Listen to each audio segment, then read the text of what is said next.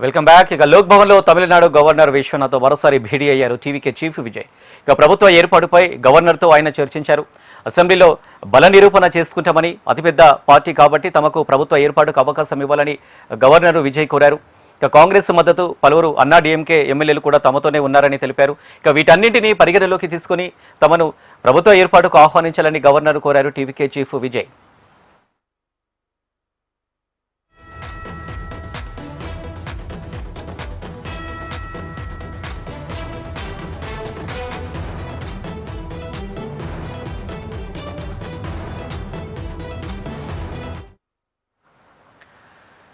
రెడ్డిగా ఇదే అంశానికి సంబంధించి మరిన్ని డీటెయిల్స్ మా ప్రతినిధి చరణ్ లైవ్లో అందించడానికి సిద్ధంగా ఉన్నారు. చరణ్, చూసుకున్నట్టయితే లోక్ భవన్లో గవర్నర్ విశ్వనాథ్తో మరోసారి భేటీ అయ్యారు విజయ్.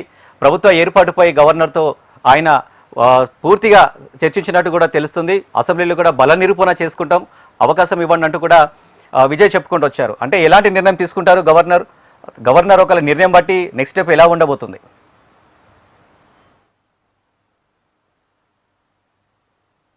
కొద్దిసేపటి క్రితమే లోక్ భవన్ లో అయితే టీవీకే చీఫ్ విజయ్ గవర్నర్ తో సమావేశమయ్యారు. వెంటనే గవర్నర్ కి అయితే కొన్ని విజ్ఞప్తులు చేశారు. ఆయన ఏమంటే బల నిరూపణకు కొద్దిగా సమయం కోరుతూ, మరోవైపు తనకు ప్రమాణ స్వీకారానికి అవకాశం ఇవ్వాలి అని చెప్పి, అదేవిధంగా టీవీకే చీఫ్ ప్రభుత్వాన్ని తమిళనాడు రాష్ట్రంలో ఏర్పాటు చేయడానికి అవకాశం కల్పించాలని చెప్పి గవర్నర్ కి అయితే వినతి చేసినట్లు తెలుస్తుంది. మరోవైపు నిన్నటి రోజు తెలిసిన వెంటనే గవర్నర్ అయితే విజయ్ విజ్ఞప్తిని అయితే తిరస్కరించినట్లు తెలుస్తుంది. అయితే బల నిరూపణ కోసం కావాల్సినంత మెజారిటీ సీట్లు తనకు లేవు కాబట్టి అయితే ఇప్పటికే పోల్లో పెట్టిన పరిస్థితి ఉంది.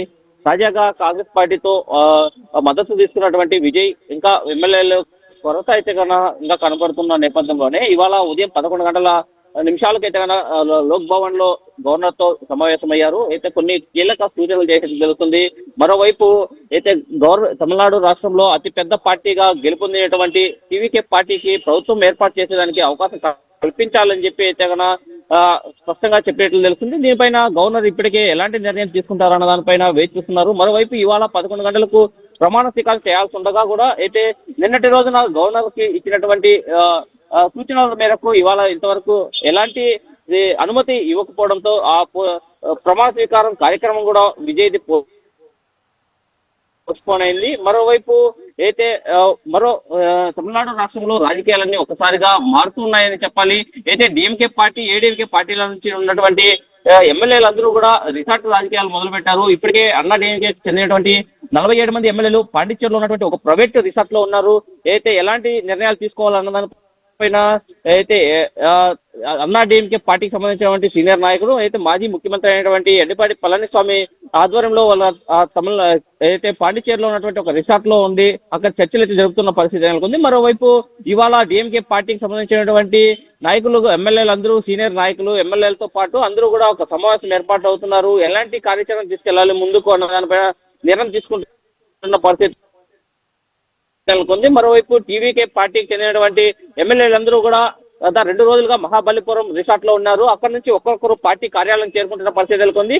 కొద్దిసేపటి క్రితమే గవర్నర్ ని కలిసినటువంటి టీవీకే చీఫ్ విజయ్ అంటే అక్కడి నుంచి నేరుగా పార్టీ కార్యాలయానికి వెళ్ళి అక్కడ ఎమ్మెల్యేలతో అయితే సమావేశం కానున్నారు. ప్రభుత్వం ఏర్పాటుకు కావాల్సినటువంటి కార్యాచరణ ఎలా తీసుకోవాలి దానిపైన కూడా నిర్ణయాలు తీసుకున్నారు. గవర్నర్ తో కలిసినటువంటి విజయ్ అయితే కొన్ని గవర్నర్ కి అయితే వినతులు చేసిన పరిస్థితి ఉంది. అయితే ప్రభుత్వానికి కావాల్సినటువంటి బలాలన్నీ మా దగ్గర ఉన్నాయి, అసెంబ్లీలో మేము బల నిరూపణ చేసుకుంటాము, మాకు అవకాశం కల్పించాలని కోరున్నారు. మరోవైపు అలాగే మంత్రి పదవులకి ఏదైతే క్యాబినెట్ కావాల్సినటువంటి సీనియర్ నాయకుల పేర్లన్నీ కూడా సిద్ధం చేసుకుని అయితే గవర్నర్ కి ఇచ్చేట్లు తెలుస్తుంది. గవర్నర్ ఎలాంటి నిర్ణయం తీసుకుంటారు అన్న దానిపైన వేచి చూడాల్సింది. మరోవైపు గవర్నర్ అయితే విజయ్ విజ్ఞప్తి తిరస్కరిస్తే వెంటనే సుప్రీంకోర్టుకి వెళ్ళాలి అని చెప్పి టీవీకే పార్టీ అయితే సూచనలు, టీవీకే పార్టీ కూడా చర్యలు అయితే తీసుకోనుంది. మరోవైపు సుప్రీంకోర్టులో ఎలాంటి న్యాయపరమైన పోరాటం చేయాలి అన్న దానిపైన కూడా టీవీకే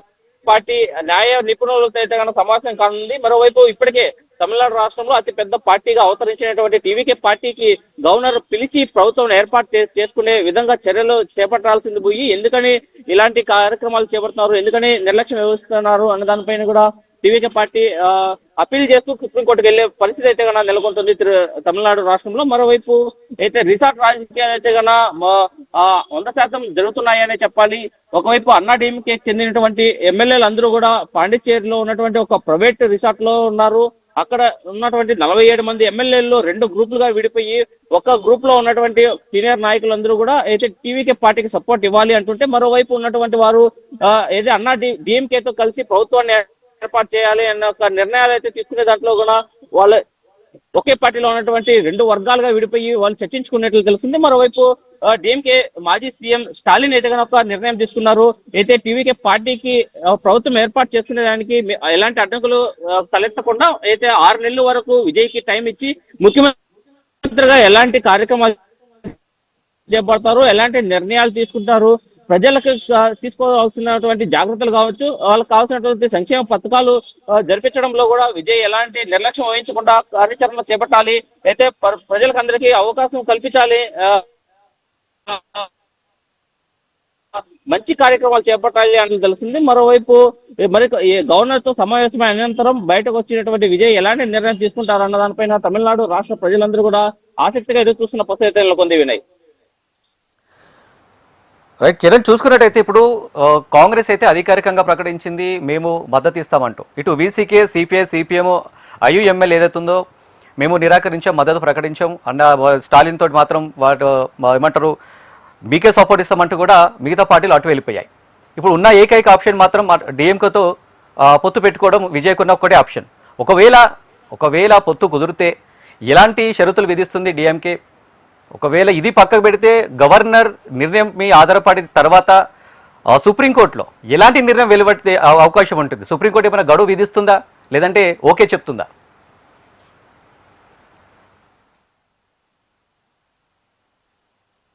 ఖచ్చితంగా మనం చెప్పాల్సింది అయితే తమిళనాడు రాష్ట్రంలో ప్రభుత్వం ఏర్పడటానికి 108 స్థానాలు ఉన్నాయి. అందులోనూ 2 స్థానాల్లో విజయ్ పోటీ చేసి గెలవడంతో ఒక్క స్థానంలో మాత్రమే ఎమ్మెల్యేగా ఉంటారు, ఇంకో స్థానం రాజీనామా చేయాల్సి వస్తుంది. కాబట్టి